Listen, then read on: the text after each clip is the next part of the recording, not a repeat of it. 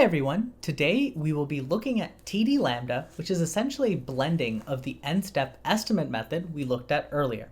And so let's do a little bit of a recap, though I do expect that you've already seen my Monte-Carlo video, TD video, and TDN video.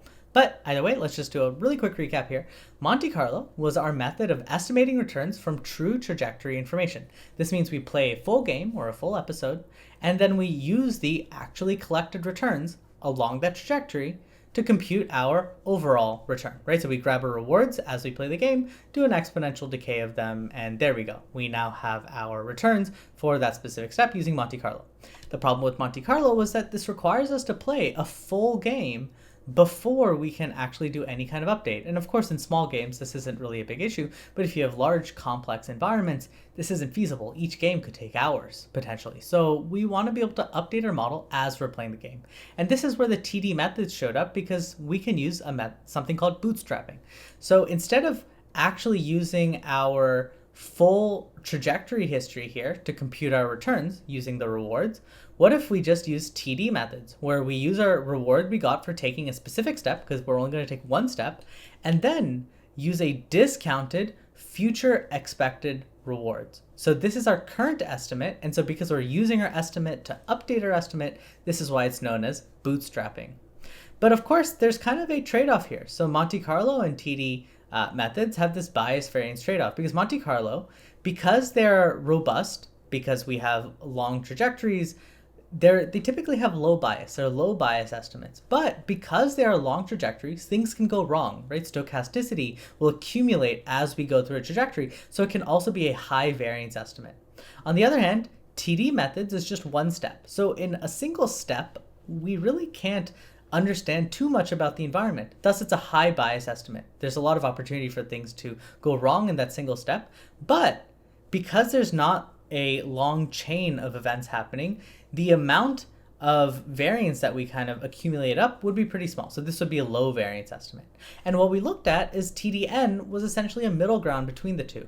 Instead of trying to play a whole game and then update our model, or play a single step and then update our model, what if we played n steps and then updated our model? And that's the main idea behind TDN. We have to essentially pick some n, it's a hyperparameter. Let's say we pick 3, so that means we're going to play 3 steps of the game. We'll get 3 different return values from playing those steps, and then we have our bootstrapping, where we use what's our current estimate for the future rewards from the 3rd step and onwards, right? So that's our TDN method. I have a whole video on that, so go ahead and watch that if you're confused about any of this.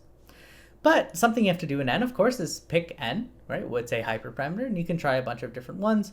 And I'm sure you'll get pretty good results depending on which n you pick and which game you pick. But this isn't necessarily the best way of doing it, because it's hard to say exactly, unless you have some idea of how your environment functions, the stochasticity in it, how different states relate to each other. It could be challenging to hyperparameter tune n without just trying a bunch and then picking the best one. So instead of just having some n, what if we do something called TD Lambda, which is going to blend together different n-step estimates? And it looks kind of like this. So GTN is our n-step return. So GTN here is identical to this TDN right here. It's just our n-step return. And instead of just saying that we want a 1-step or 2-step or 3-step return, what if we add them all together? So we're going to get our 1-step return plus our 2-step return, plus our 3-step, plus our 4-step, plus our 5-step, ... So we're going to get all of our different returns and add them together. But of course, instead of just directly adding them together, we will add a exponential decaying value here with lambda. So lambda is our hyperparameter that controls short versus long trajectory trade-off. If you care about long-term trajectories, then you would put a higher value on lambda. On the other hand, if you only care about short-term trajectories, then you'll pick a lower value for lambda. And it's essentially just how you tune or put importance in your model.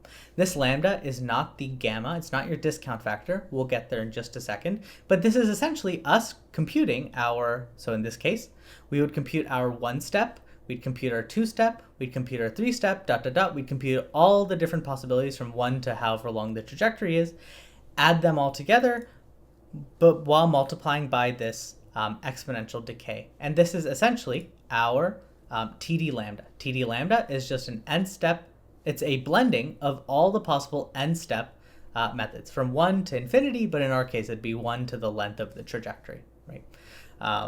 Okay, good. So now that we have that, we do have a little bit of a problem, don't we? If I want to compute all possible n-step returns from 1 to the length of our trajectory, aren't we back to Monte-Carlo? Don't we need all of that trajectory information? We need the full trajectory so we can compute a 1-step, a 2-step, a 3-step, a 4-step, ... We're going to need that information to compute all of our different n's for all the different steps. And so we're back to the same problem as Monte-Carlo, where we actually require the full trajectory information here, so we can't actually update along every step. And here's kind of what that would look like, right? If we wanted to compute the returns for this state here, that would mean we'd have to compute all of the green, so the returns for all of the green, plus dis are gamma times, or not gamma, lambda times the return of all of this brown line, times lambda squared times the returns of this orange line, plus lambda cubed times the returns of the pink line, plus lambda to the 4 to the returns of the purple line, blue line, ... You're gonna have to repeat this over and over again, but this only works if we have that full trajectory information first, and then backtrack, right? We just do all of these and then accumulate them up for the specific state. We want to avoid that as much as possible. And so to solve this, we're going to be using a trick known as eligibility traces. And so an eligibility trace looks kind of like this. And we're going to be proving the equivalence of the eligibility trace and this in just a bit. It's a little bit of an algebraic manipulation, but it's interesting to see nonetheless. And so eligibility traces, it's a tongue twister, is essentially a table where we have some value for every single state, or if we're doing Q values, then it'd be for every state action pair. But either way, for right now, we're just going to be dealing with states, so we'll be updating the values of a function. So there we go.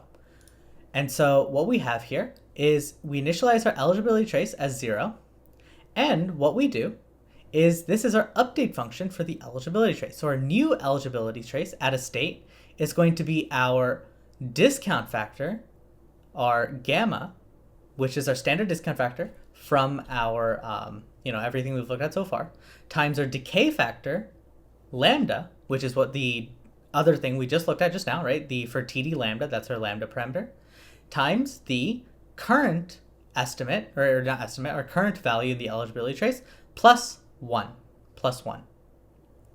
And we only add 1 if ST, if the state we're at, is actually the state that we're at, right? So that's the main idea. So again, our update rule is essentially this. We take our current eligibility trace, we multiply it by our discount factor and decay factor, and then we add 1 if we are at the current state S. That's the main update rule for the eligibility trace.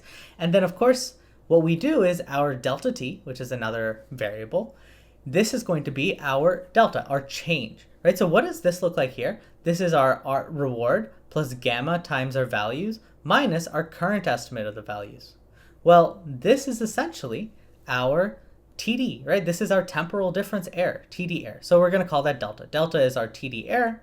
And then this actually, just to make it equivalent, because this is my bad, let's make this VS. And then V, because we're only looking at the values right now, not Q values. So let's just make it the same. There we go. So then our update rule, once we actually want to compute the values, it's going to be the values, it's going to be the current values, plus alpha, our learning rate parameter, plus our delta, which is our TD error, which is what we always do, right? It's going to be that, but we also multiply now by our value of the eligibility trace. And so that's the main setup for the eligibility trace. And this seems weird. Where did this all come from? We'll be deriving the equivalence between this method and just doing it the brute force way of trying every single possible combination. And then you'll see that they actually work out to be the same. So this and that end up being the same. But the important thing to keep in mind is your discount factor and decay factor are two different things. The decay factor is how we weight different n-step estimates. But inside every n-step estimate, we then have a discount factor of how much we want to discount every single future step, right? So we have two different exponential decays happening at the same time. The decay factor, which is within different n-step estimates, and then, between all the different n-step estimates, and then our discount factor, which is inside a single n-step estimate, how we decay from one step to the next, dot, dot, dot. And that, again, goes back to here. In TDN, we have our discount factors, right? Or in TD0, let's keep it simple. Here's our discount factor. So this is how we decay within a single TD estimate. But of course, we'll be doing TDN not once, but we'll be doing for TD for 1, TD for 2, TD for 3, TD 4, dot, dot, dot, for all of them. When we add them all together, we decay them again by another parameter called lambda, which is what makes it TD lambda. So there's two exponential decays going on, just something to keep in mind.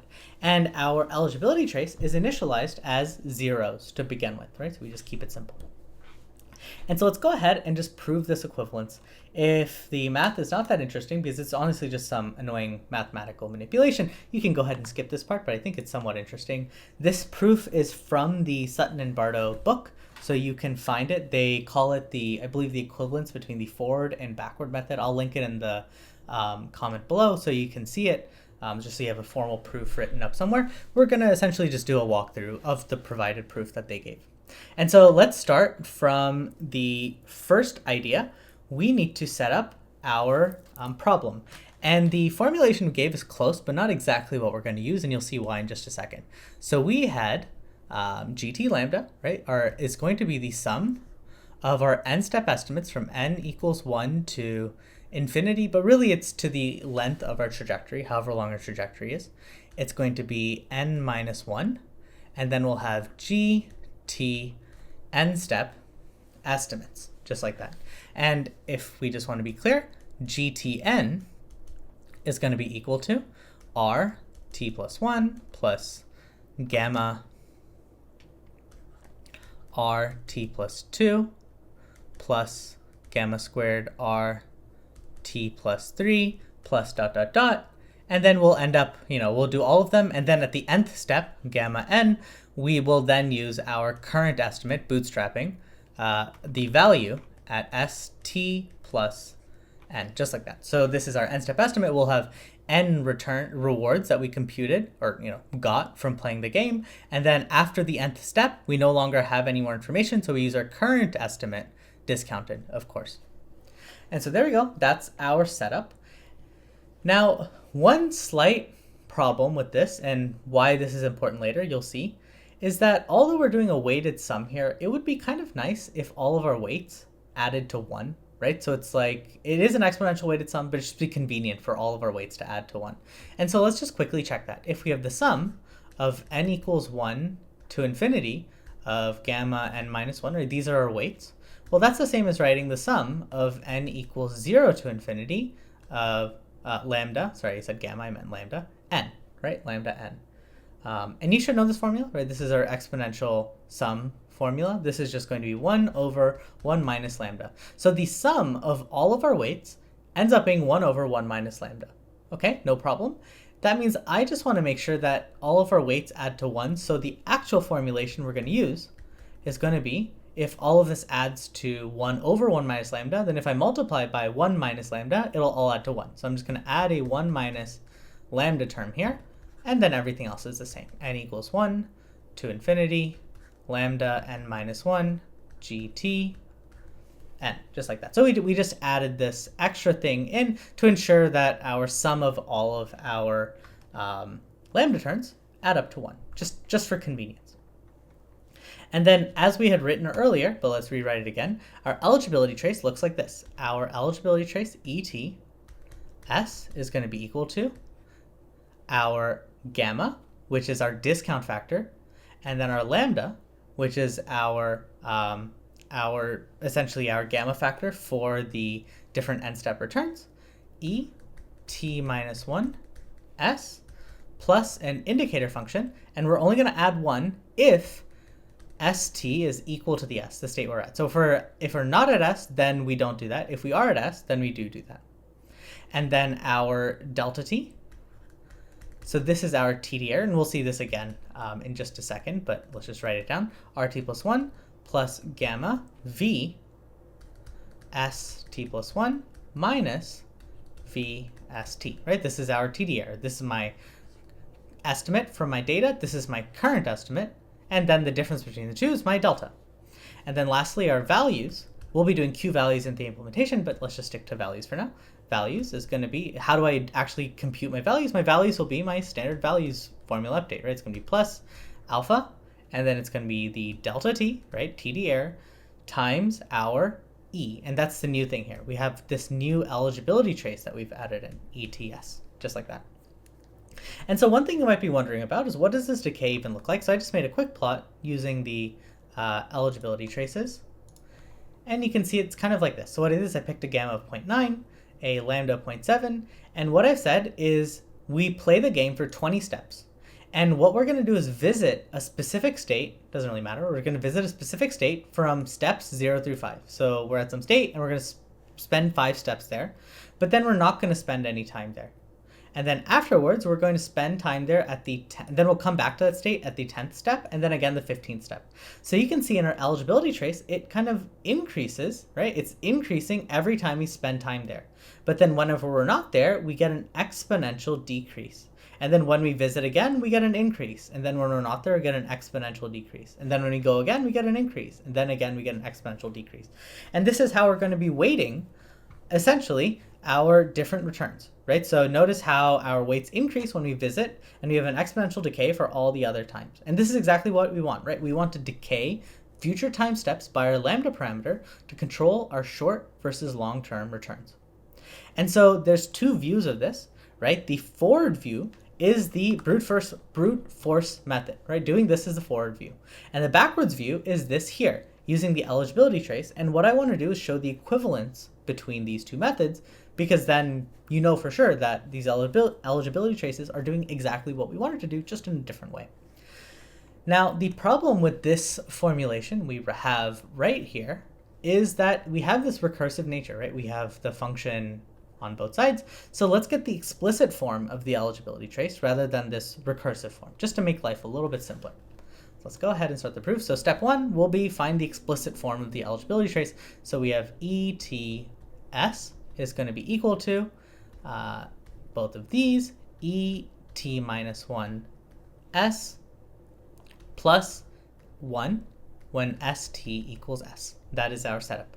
So what would it be for the previous step? That means ET minus 1 S is going to be, again, all of this, but now this is going to be T minus 2 S plus, again, ST equals S, just like that. And so we can take this and plug it into there.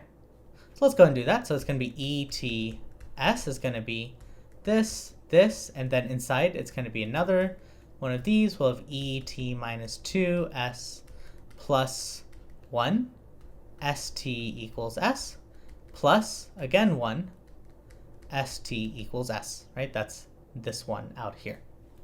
And so we can now distribute. That's going to be all of this squared, ET minus 2S plus, we're going to discount, right? We're going to multiply, we're cross multiplying, or we're going to multiply, or distributing that to that, that to that. So it's going to be that times the 1, ST equals S, plus, again, another 1, ST equals S, just like that.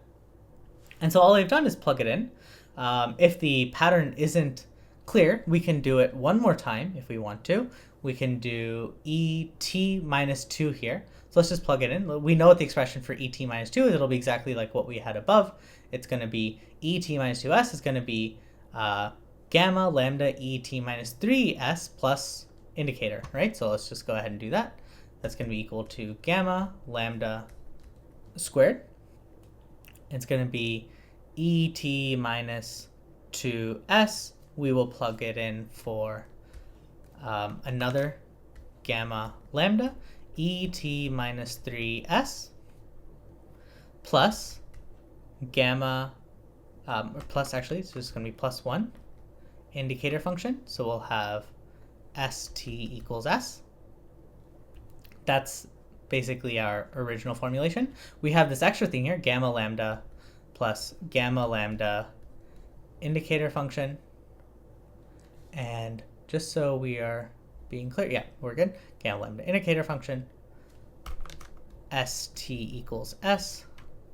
And then we had that indicator function on the outside already, so we can add that back in as well.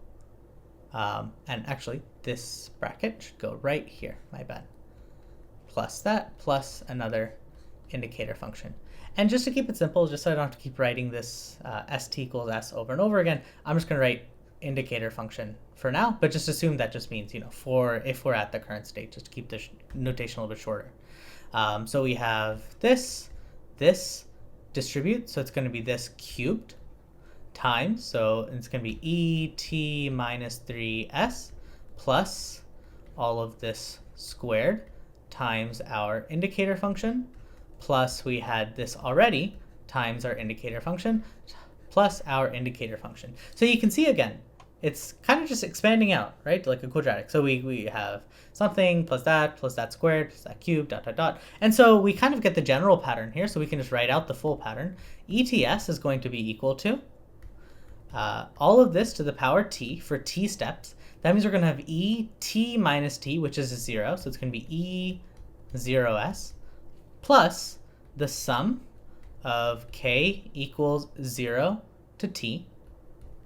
Right, k equals 0 to t, and we'll have lambda gamma to the power t minus k, and we'll have our indicator function, and this will be for sk equals s, right, because we're on the kth step, from 0 to t. So there we go. That is our final form of our eligibility trace, just the non-recursive version, right? This is just the explicit version. Now we know that our eligibility trace at the beginning, at 0, is initialized as just a bunch of zeros. So this would just have the value of 0, and this whole term goes away, and therefore our final expression for the eligibility trace looks like this. K equals 0 to t. We'll have gamma lambda, t minus k, and then the indicator function, sk equals s. And this is our final explicit form for our eligibility trace. There we go. Nice. So now that we have our form for the eligibility trace, we can start setting up the rest of the stuff. This is just housekeeping essentially, because we can't work with this recursive form directly. So we'll come back to this again. So the next step is, what is our TD error? So what's our typical update formula? VST is equal to it'll be the values plus our update of alpha. So this should be t plus 1 technically, but that's fine. Alpha, in our case, we'll be using the TD Lambda. So this is our estimates for the returns minus our current estimate for the values. There we go. That's our standard update formula, right? Nothing too crazy. And so the main thing you need to take away here is we essentially want to move our values in the direction of our computed returns, right? We're going to compute the difference between the two, that's the direction, and we're going to update the values in that direction, but we're going to scale it by some learning rates, or not, making too large of a step. So alpha is just a learning rate parameter. And so if we're going to do that, then we can actually write something that would be helpful. Let's create 2 of these updates, one for the forward method and one for the backward method. So the first one will be forward. So forward method is it's going to look like this. It's the standard TD Lambda that we said. We're going to call this the delta V T Lambda. And I'm using the notation from the Sutton and Bardo here, just so when you look at that proof on their website, it's clear. So we're going to call this the forward method delta, right? Our TD error, essentially. And that means and this is going to be the basically the forward method update at time t and whatever. And then we're going to have our backward method, and we're going to call this delta t, delta v t td s. That's what we're going to call it, because that's what they call it. So there you go. And this is our backward method. So this is our forward method. This is our backward method, right? The delta. And what we want to do is show the equivalence between these two, right? Equivalence between these two. And so how do we set up the equivalence? It'll look something like this. The sum And again, the main goal here is what we want to show is not the equivalence directly, but rather the equivalence of the accumulated updates over the full trajectory, right? Because again, we're going to compute these deltas for a 1-step return, 2-step, 3-step, 4-step, dot, dot, dot. So for all the different steps of returns, we want to compute this. So let's go ahead and do that. We're going to do it for t equals 0 to t minus 1, assuming there's t minus 1 steps, or t steps in your trajectory. So there we go. And it's going to be delta v t TD at S is equal to, and we don't know this, we want to show that this is true, is equal to t equals 0, t minus 1, right, for our t steps of returns, delta v t lambda st, and then we have an indicator function here, st equals s. Right, the reason we have this indicator function right here is because in the forward method, right, in the forward method, we only add to the state that we're actually referencing. So we need to make sure that we kind of have this here. In our backwards method here, we have the eligibility trace kind of inbuilt to this. So that's already in there. We just can't see it because we haven't pulled it apart yet. But our goal is this. This is our, once we get to this, we have proved it. We have our backward method summed over the n steps, or t steps in this case. And then we have a forward method summed over the t steps. And if both of these two things are equal, then we have shown that doing the TD lambda versus doing our eligibility trace variant of TD lambda gives us exactly the same results. And so let's go ahead and show that. So what we're going to do is expand the left side. So we're going to start with the left side. So we're going to do t equals 0 to t minus 1. And we're going to do lambda vt td s, right? That's what we're starting with.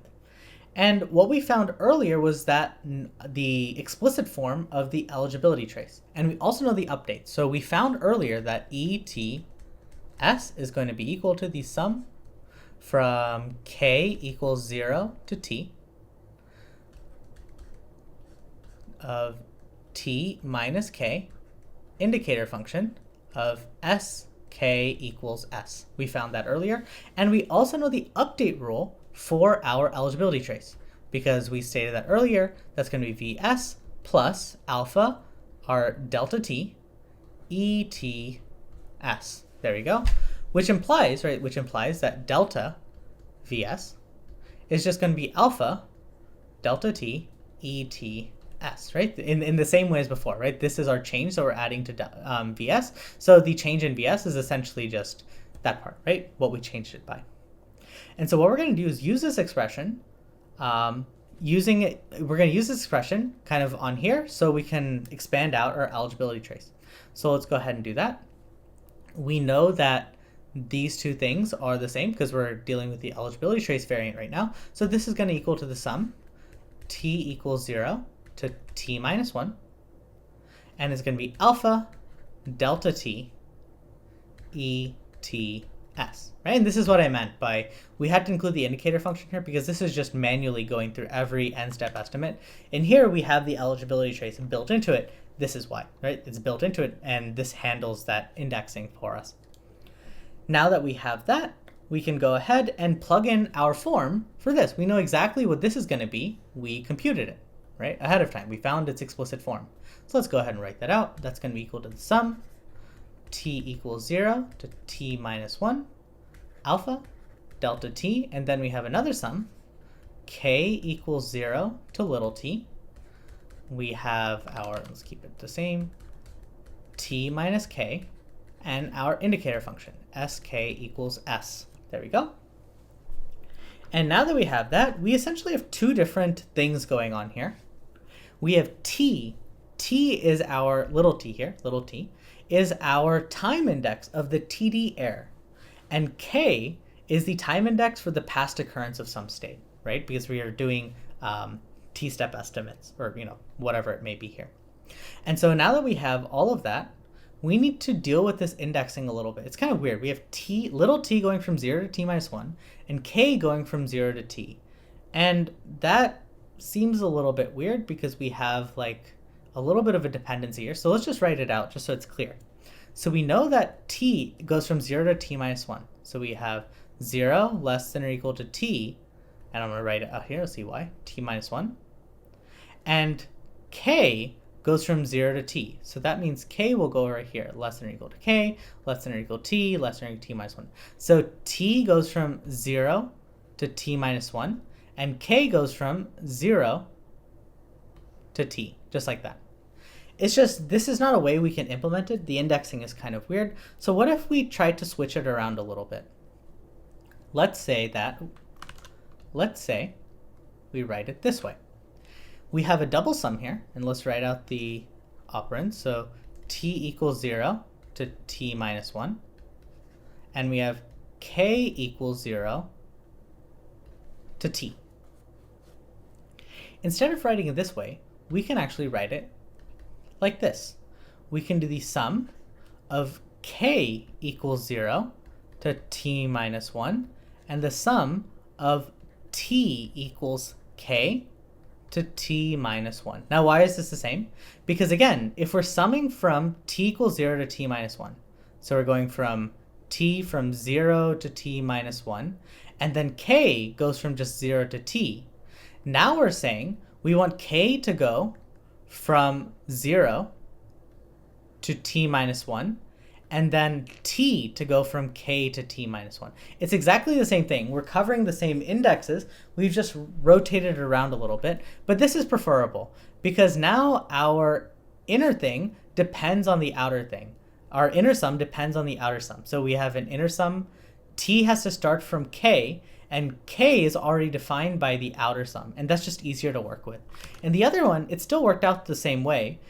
The inner sum t, this t here, was upper bounded by the lower bound of the outer sum. It's just weirder to think about it that way. So it's easier to just set it up this way, where the lower bound of the inner sum is the lower bound of the outer sum, just so it's the same, right? Just to keep everything the same. But this gives us exactly the same sum regardless, right? So you can draw it out and check for yourself, but it gives you exactly the same sum. So now that we have all of that, let's go ahead and just rewrite it that way. So we're going to take this, but rewrite the sums. So the outer sum is going to be from k equals 0 to t minus 1. Now, if k is on the outside, we can pull out anything with k to the outside. So the alpha here is fine. That's just a constant. And we have this indicator function of sk equals s, which is only dependent on k. So we can actually just pull that out right here. Sk equals s. The problem is this delta t here depends on little t. We don't have a little t in the outer sum, it's on the inner sum. So we have to move that inside. So now we can say little t equals k to t minus 1. And then we move the delta t inside. So what we end up with is this. We'll have our gamma lambda to the t minus k. And then we'll have our delta t, just like that. And of course, t and k are technically just dummy variables. We don't need to write it this way. We can flip them around if we want. So let's just go ahead and do that, right? We can write it however we want. So we're just going to say t equals k and just flip everything around. So we're going to say t equals 0, t minus 1, alpha, indicator. This is going to be now st equals s, sum. Then we have t equals k. Now it's going to be k equals t. We just flipped it around. And then we'll have gamma lambda. This t minus k becomes k minus t, and this becomes delta k. And this is our form for our eligibility trace. This is our form for the eligibility trace. And what we need to show is expanding the right side, the forward method, using the actual n-step return formula, is equivalent to this. And that's what we're going to do. Now, that's the more algebraically annoying part, but let's go ahead and do it. We're going to save that. Let's maybe box it in a different color so it stands out. Here we go. There we go, right? So that's our first part. Let's now do the second part. All right. So our right side was what? It was delta v lambda st, right? That was the right side. And so again, remember that our v st is equal to vst plus alpha, and then we have our gt lambda, right, n-step estimate, lambda, weighted estimate, vst, right, just like before. And so then our delta v, write that a little bit neater, delta VST is going to equal to alpha times our, what is here? It's just the delta, right? So it's alpha GT lambda minus VST, just like that. And although we can write it this way, just be a little bit neater, let's take this alpha and just move it to the front here. So we're going to do 1 over alpha delta VST is going to be equal to GT lambda minus VST, just like that. And so that's our setup, right? This is our setup for all of this. And we know exactly what this is. We know what the formula for that is. We set that up ahead of time. We said that GT lambda was equal to, we had that extra 1 over lambda, just so our lambdas sum up to 1, all of our coefficients. And then we'll have n equals 1 to infinity, lambda n minus 1, GT, n step estimates. We already computed that earlier. So why don't we just go ahead and plug it in and then solve. So our new expression is going to be, let's write over here, so we have space, 1 over lambda, delta VST is equal to, we have that negative VST at the beginning, and we're going to have plus 1 minus lambda sum n equals 1 to infinity, lambda n minus 1, GT n, just like that. And so all we did, we just plugged it in, right? We just plugged all of this into here, and we are good to go. And this is the expression that we want to expand out. So this is where it starts to get a little messy. So I'm going to do my best to make sure the algebra makes sense. We're going to have to basically expand and then group terms, and they kind of all disappear, which will be nice. So yeah, let's start with that. So it's going to be negative VST, and let's scroll up a little so you can see, right? VST, that's this term. And let's just expand some of these terms out. So this is going to be 1 minus lambda times n equals 1. So let's go for n equals 1. It's going to be plus 1 minus lambda. At n equals 1, we have lambda to the power 0, because 1 minus 1 is 0. So it's going to be lambda to the 0. And then we have our one-step return. That's going to be the reward for the first step, plus our discounted future expected rewards, VT ST plus 1. Just like that. That's the first step. And then the next one's going to be plus 1 minus lambda. Now we're going to do it n equals 2. So 2 minus 1 is 1. So it's going to be lambda to the power 1 times our two-step return. That's going to be our reward, t plus 1, plus discounted reward for the second step, plus discounted, again, future expected rewards using our current estimate, right? This is the bootstrapping part that makes it an n-step estimate. So this will be v t s t plus 2. And again, we can repeat this. We'll do it one more time. We'll do it for 3 cases just so it's clear. 1 minus lambda. Now we're going to do it for n equals 3. So it's going to be 3 minus 1. So that's going to be 2. So lambda squared. And again, it's going to be r t plus 1 plus discounted r t plus 2 plus discounted squared r t plus 3 plus discounted cube, our estimate of SVT, VT, S, T plus 3. And so you can kind of see what's happening here. We have, this is n equals 1, n equals 2, n equals 3, and we have all the, but notice how we need that trajectory ahead of time, right? To compute all of this, we need all n steps, we need all n steps worth of trajectory to actually compute all of this. So we have, for the one step, we use our actual reward information plus discounted bootstrapping, right? Because we're using our estimate here for future rewards. For 2 steps, we're using 2 steps of actual reward information plus bootstrapping. And then for 3 steps, we have 3 steps of actual reward information plus bootstrapping. And we just repeat this over and over again, right? We go this until we get to t minus 1 or whatever, right? So we just do this for all of them. We're just doing it for one of them right now. And so that's our setup. And so let's do some grouping of all of this. The only way this is going to work out well is if we actually expand all this out, which is going to be a little bit annoying, but let's write it and hopefully it'll be clear. So let's do equals negative v st. And what we're going to do is expand the first term out. It's going to be 1 minus lambda times lambda to the 0 times rt plus 1 plus all of this times gamma v st plus 1. We're just going to just distribute. So it's going to be 1 minus lambda gamma 0 r t plus 1 plus, again, 1 minus lambda, lambda 0, gamma v s t plus 1, just like that. So that's our first step. And I have these the subscript t don't matter, so let's just get rid of them. That's my bad. There you go. All right, good. So yeah, we have that. That's our first one-step return, just distribute it out. Now we're gonna do our two-step return. We'll make plus 1 minus lambda, 1 minus lambda. We're gonna have lambda to the 1, so we have lambda to the 1, r t plus 1, plus 1 minus lambda, lambda to the 1, gamma r t plus 2, plus, again, 1 minus lambda, lambda to the 1, gamma squared v s t plus 1. And there we go. That is our, and not t plus 1, but rather t plus 2, right? For two steps and onwards. So there we go.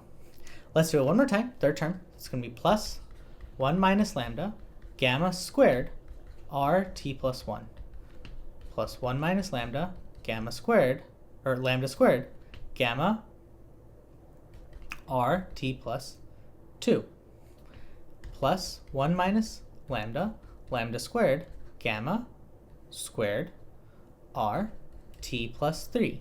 And then we have one more, plus 1 minus lambda, lambda squared, and then we have gamma cubed values at s t plus 3, right? That's the setup. And now we can start grouping some terms together.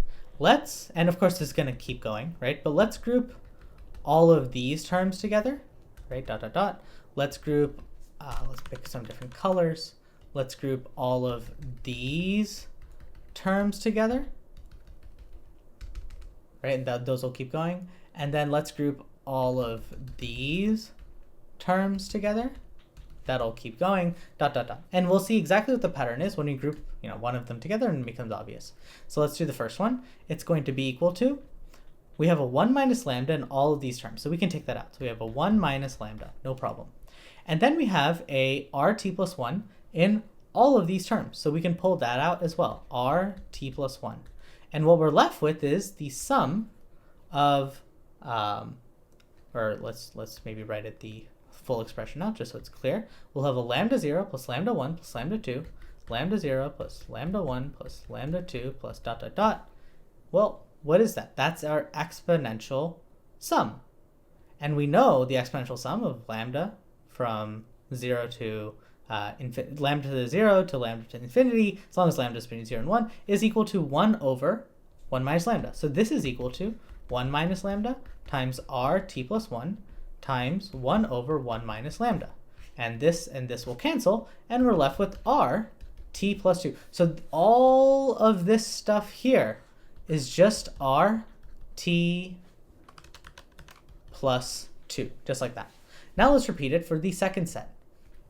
We still have this 1 minus lambda term that's common between all of them, so we can do 1 minus lambda, pull that out. We have a lambda to the 1 here, lambda squared, dot, dot, dot, which means we have an extra lambda here. We can actually take a lambda out. We can take a lambda out, and inside we'll be left with lambda to the 0, so this lambda to the 1 will become lambda to the 0. This lambda to the 2 will become a lambda to the 1, dot, dot, dot. We have an rt plus 2 on everything, so we can pull that out, rt plus 2. We also have this gamma, right? That's in all of them. We have this gamma that's there on all of them. So we can pull that out as well. And inside, we're just left with, again, lambda to the 0, plus lambda to the 1, plus lambda to the 2, dot, dot, dot. And so, again, this will become 1 over 1 minus lambda all over this, and this will cancel. And we're left with gamma lambda rt plus 2. And then, again, for the purple one, in the exact same way, I won't write it out this time, it's going to be gamma squared, lambda squared, rt plus 3. Because we have this lambda squared, which means the next one will be lambda cubed, lambda to the 4. We can pull lambda squared out, so this will become lambda to the 0. The next one will become lambda to the 1, dot, dot, dot. We have a gamma squared on everything, so we can pull that out, and we'll be left with this, uppercase R. And so that's our setup, right? We essentially get all these sums to just become one single value. Very convenient, very nice, which means we now get our final expression. Our final expression is going to be, so again, we were solving for 1 over alpha. Delta VST, whatever, is going to be equal to, we have that negative VST from before, right? That hasn't gone anywhere yet. We still have that term right here. And after that term, we just need to add everything else in. So we saw that all of this beginning stuff here, all of this beginning stuff just became R t plus, and actually, my bad, this should be t plus 1, right? T plus 1. This is t plus 2. This is t plus 3. Okay, yeah, sorry, my bad. So it's going to be rt plus 1. So it's just going to be equal to this. Let's see, it's going to be plus r t plus 1. And let's also keep it as similar as possible. So we have, let's say it's, let's just write it like this. Gamma lambda to the power 0. So it's just 1, but it's just placeholders, you'll see. And then inside, all of this stuff became rt plus 1. So r, my bad. It's going to be r t plus 1, all of that stuff. But we still have this term right here, right? That term's still there. So we can just add that on. That's going to be plus 1 minus lambda times lambda to the 0, gamma vs t plus 1.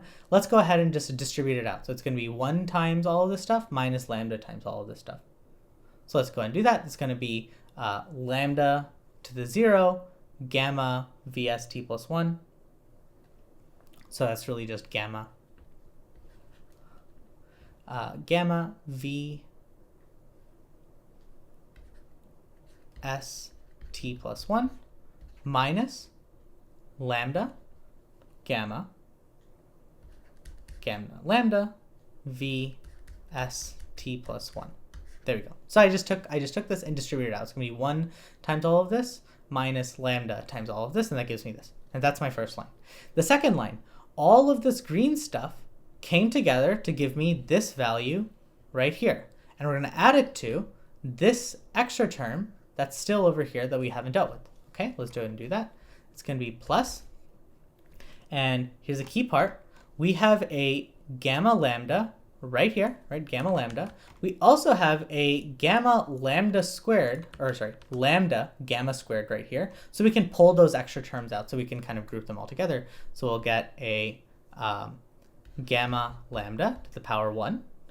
And then inside we'll have an rt plus 2, which is what all of this became, right? Rt plus 2, plus, again, gamma vs t plus 2 minus gamma lambda vs t plus 2.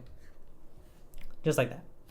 And again, the third term, this is going to be, and you can probably see the pattern now, gamma lambda squared, r t plus 3, right? So we have the gamma lambda squared right there, or gamma squared lambda squared, so rt plus 3, plus, again, we're going to have a gamma vs t plus 3 minus gamma lambda vs t plus 3, and we continue this for all of them. That's our entire setup.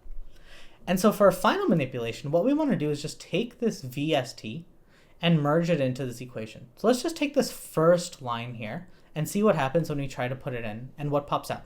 So we're going to do negative VST plus, this is just 1, right? It's just 1. So we can do plus RT plus 1 plus gamma VST plus 1 minus gamma lambda VST plus 1.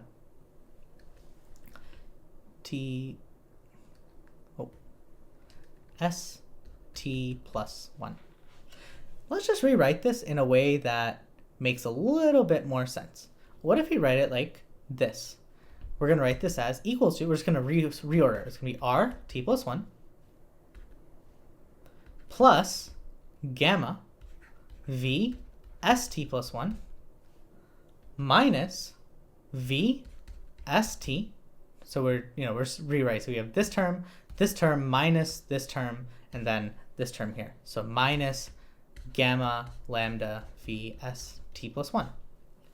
What does this look like to you? This right here. We have our return plus discounted future returns minus our current estimate of the returns. This is exactly our TD error, right? This is the TD error. And so we can write this as delta t, right, is equal to, right? Remember, we had this earlier. We had delta t just set up. We defined it as RT plus 1 plus gamma VST plus 1 minus VST. We defined this earlier, and just to prove it, right, we wrote it way up here. Delta t is RT plus 1 plus gamma VST plus 1 minus VST. It was defined that way. And so this whole thing here is really just delta t. So we can rewrite this as this is equal to delta t minus gamma lambda VST plus 1. Just like that. And of course, after all of this stuff here, we still have the additional terms. We still have all of this stuff here. And so we can try to merge it again. What we want to do, so let's just ignore this delta t for now. We're going to take this negative gamma lambda VST plus 1 and try to merge it into the next line, right? Merge it into the next line. So let's do that. So this is going to be equal to t. We're going to leave that alone. And what we're going to do is we have our minus lambda VST plus 1. And then the next line was gamma lambda to the power 1, right? So we had gamma lambda to the power 1, and then all of this stuff. So let's just write all that down. So it's going to be RT plus 2 plus gamma VST plus 1 plus gamma lambda VST plus 1. There we go. Yes, except all of these should be t plus 2, t plus 2, my bad. T plus 2, t plus 2. There we go, because we're on the second step. So there we go, that's our setup. And so let's just do exactly the same merge like we had done earlier. And what do we see? We have this term and this term are the same. So we can actually move this VST plus 1 inside, or negative VST plus 1 on the inside, but we get exactly the same grouping. Again, we're going to get delta t plus, we'll have gamma v to the 1. And then inside, let's just rewrite again. We have r t plus 2 plus gamma v s t plus 2 minus vst plus 1. Right? st plus 1. And then we have plus our, and was it a plus? Nope, missed it. There should be a negative sign over here. So let's fix u. U should be a negative, t plus 1 minus that. And we're going to get minus lambda vst plus 2. Well, what is this? This is my return at the second step plus discounted future returns minus my current estimate of the values. This is, again, this whole thing is delta t plus 1 once again. And so we'll end up with this is equal to delta t plus gamma lambda, and this should be lambda delta t plus 1 minus delta lambda v st plus 2 plus dot dot dot, right? We still have all of this terms, right? So we now have the third line here that we can then merge all of this into dot dot dot. So we can repeat this over and over and over again, and this should be this whole thing squared because we have this here, we have this here, they multiply together, make it a square. And we just rinse and repeat this over and over again, but we can probably start to see our pattern. So let's just write the final expression. 1 over alpha delta v lambda, oh, terrible lambda st is equal to, we have essentially the sum of k equals t, right? K equals t all the way up to t minus 1, right? For however many steps we have. And this is going to be from lambda gamma to the power k minus t delta k. And we can see that, right? We have delta t times lambda gamma delta t minus 1. The next one would be lambda gamma squared delta t minus 2. The next one would be lambda gamma cubed delta t minus 3, dot, dot, dot. So we're just going to add them all together, and this is our final expression. Now, Remember, this is not what we were solving for, right? This is actually not what we were solving for. What was the right side of our final expression? It was this. It was the sum from 0 to t minus 1 delta v lambda with an indicator at the end. We just solved for 1 over alpha times this thing. So let's go ahead and just plug it in. We know that delta v lambda st is going to be equal to alpha times all of this, alpha times k equals t minus 1, lambda gamma, k minus t, delta k, right? We just cross multiplied. And our expression, the actual expression that we wanted was sum t equals 0 to t minus 1, uppercase t, delta v lambda st. This is what we wanted with the indicator function at the end. St equals s. And we just found an expression for this, so why don't we just plug it in, right? So this is going to equal to the sum of our t equals 0 to t minus 1 alpha, just like before. And then our indicator function is based on t, dependent on t, so we can just stick that right here. Indicator st equals s. And then we will throw in our rest of the formula, right? That's this. This is going to be the sum k equals t to, again, t minus 1 lambda gamma to the k minus t delta k. And this is our full expression of the right-hand side.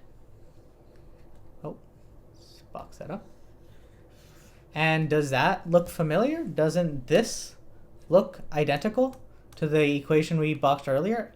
T equals 0 to t minus 1, alpha indicator, plus sum gamma lambda to the k minus t delta k. Well, we have sum alpha indicator plus sum gamma lambda to the k minus t delta k. So we have now proved that the forward and backward methods are indeed equivalent, right? So the main thing, and why do we care about all of this? Why do we even bother with any of this?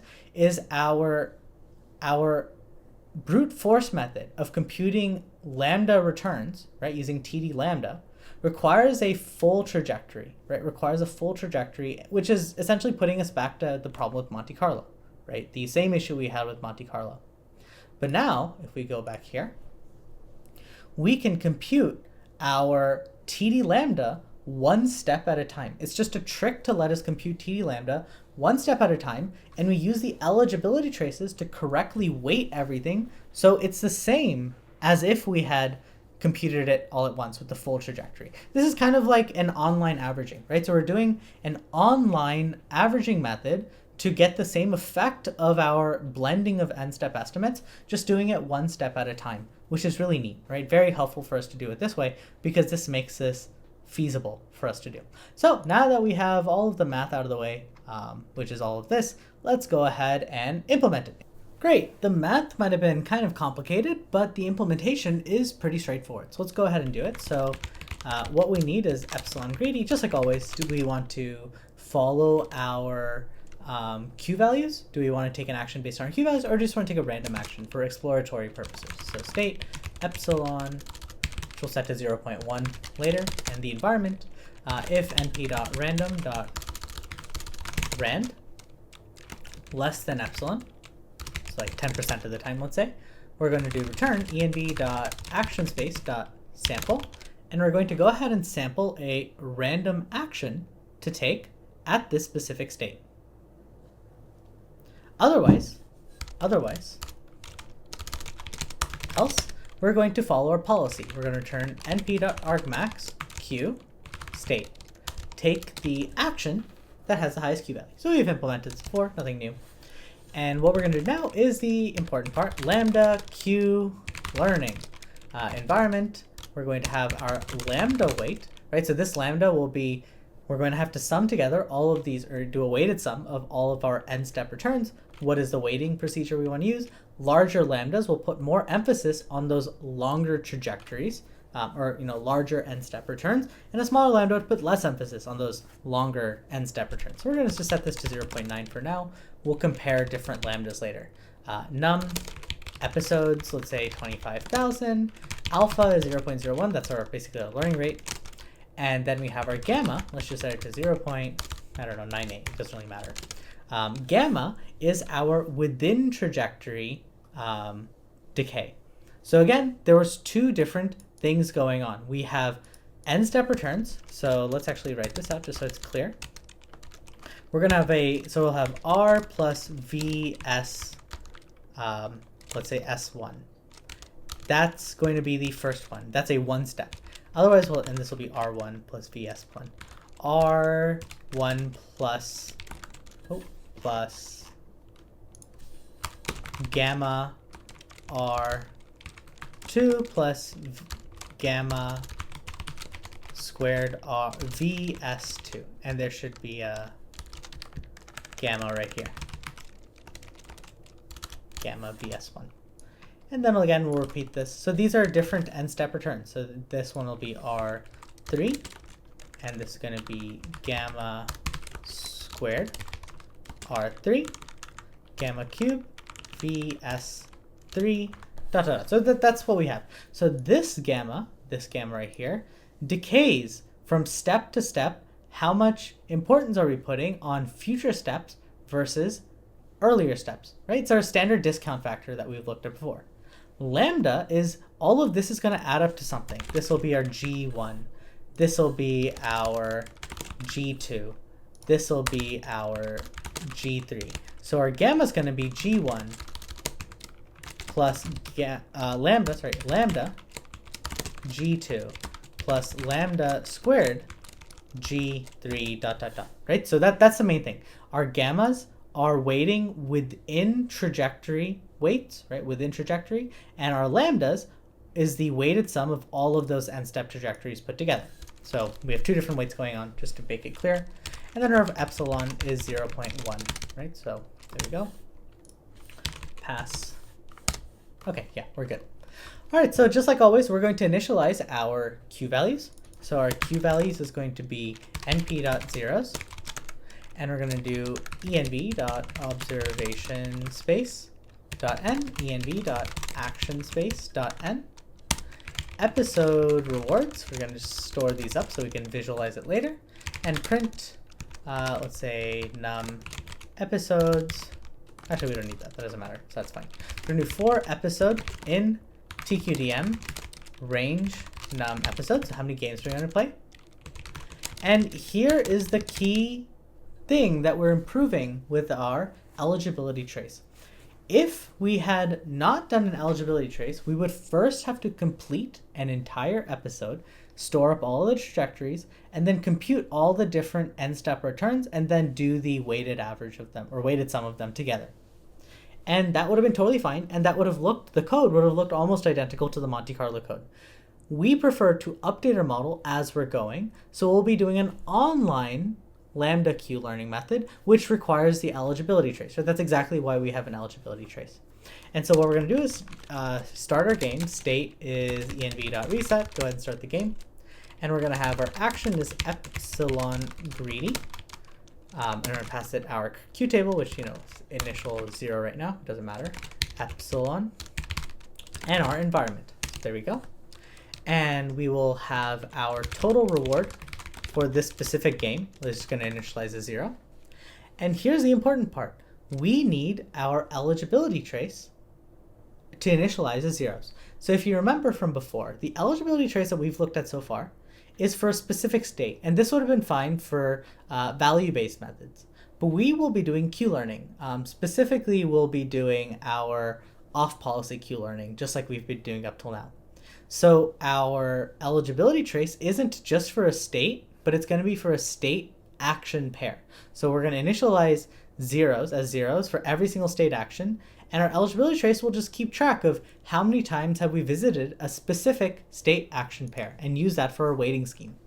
And so our E eligibility trace is going to be np.zeros like Q. It'll look just like Q. And we will generate this eligibility trace per game, right? So for every game, we're going to start with a new eligibility trace because this is essentially to make our computation inside the game online rather than having to store everything and then compute it after the game is over. So that's our eligibility trace. And done is false. And we're going to do while not done, right? While the game's not over. Next state, reward, terminal, truncated. Everything else is env.step, take an action in the game. Truncated. Done is going to be either terminal or truncated. So there we go. That's how we know if the game's over or not. And our next action, right? What's the next action we're going to take? Will be epsilon greedy. And we'll randomly sample an action from our thing. So next state, epsilon env, just like that. So that's the next action we'll take. And so step 1, compute the TD error. We know exactly what the TD error is going to be. That's our standard TD error formula. TD error is going to be the reward we got plus discounted. And this is our choice. We'll be doing our off policy method. So it's going to be np.max q next state. So there we go. So that's our off policy method. And we're going to do minus q for this specific state action pair. So that is our standard TD error. And this is again going back to our derivations, right? So our TD error right here, right? TD is just a reward plus this, and then the TD error would be this minus our current estimate, right? So this is our TD target. TD error is the target minus our current estimate. And so that gives us our TD error, same as always. After that, we need to update E, our eligibility trace. So what was our eligibility traces rule? It's going to be E times equals gamma times lambda weight, right? Our eligibility trace, if we take a look again over here, what we do is we take the original eligibility trace and multiply it by our discount factor and decay factor. So there we go, we've done that. But we also want to add 1 to the specific state action pair that we've visited. So now we can just go in and also update that. So we go ahead and just apply this to everything. And now for the specific state action pair that I was in, I'm going to iterate it by 1. That's me adding the 1 in. So that's me implementing this. I'm going to go ahead and update everything with the gamma lambda and then just add 1 to the specific state action pair that I was in. In this case, it's just states, but in our case, it'll be for a state action pair. So there we go. That's me updating my eligibilities. And then update our Q values. Update Q values. This is standard. So we saw the formula right here. Our values will be the new values plus alpha times our TD error times our eligibilities. So let's go ahead and do that. Our Q is going to be equal to, so plus equals, so Q is Q plus alpha times TD error times our eligibilities. So that's our formula. And then we're going to go ahead and do episode rewards dot append total reward, just like that. Nice. And of course, I need to actually create those variables. So let's do total reward plus equals reward. And then our state action is going to equal next state next action. And this is essentially our implementation of the Lambda Q learning method. All we've done is we initialize our Q values like always. We're iterating through our episodes and iterating through the steps of each game like normal. It's just we're going to be adding this eligibility trace to allow us to do updates at every step. Notice we're updating the Q values at every single step rather than finishing the game, then computing every single end step estimate, and then adding them all together and then updating. It would have given you exactly the same result, right? We would get exactly the same thing. It's just this way it's quicker because we can update our model as we're going. So it's an online method, much more preferred. And so now we can finally return our Q values and episode rewards, right? So there we go. So let's see if there's anything wrong with what I've done here. I'm going to create an environment. Let's do it. env is going to be gym.make, and this is going to be the, which game did I want to do? We did cliff walking, I think, last time, so let's do that again. Walking v1, I believe. Let's see. v0, sorry. There you go. So we have our environment, that's our game, and we're going to do Q and episode rewards is Lambda, Q learning on the environment. And so that's going to go ahead and play a bunch of different games, and we can look at our Q values. This is what our Q values look like for different state action pairs. And I'm going to just copy paste the same test policy method that we had from earlier.